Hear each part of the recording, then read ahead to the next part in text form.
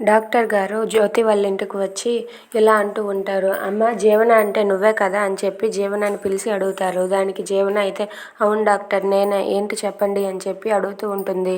ఇప్పుడు మీ అమ్మను కాపాడవలసింది నువ్వేనమ్మా, నీకే టెస్టులు చేస్తాను తీసుకుని వెళ్ళి అని చెప్పి అంటారు. అది విన్న జీవన అయితే ఎందుకు డాక్టర్ అని చెప్పి అడుగుతూ ఉంటుంది.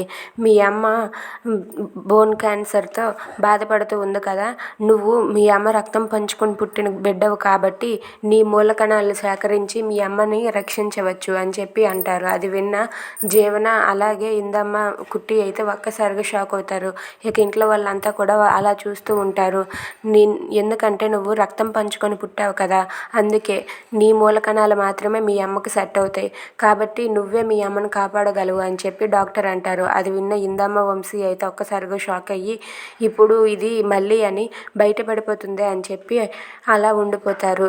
ఇక అక్కడ ఉన్న జీవన కూడా షాక్ అయ్యి అలా చూస్తుంది. కుట్టి అయితే ఇప్పుడు ఏం చెయ్యాలి, ఆ జీవన బయటపడిపోతుంది అని చెప్పి అనుకుంటూ ఉంటుంది. Thanks for watching friends, please subscribe.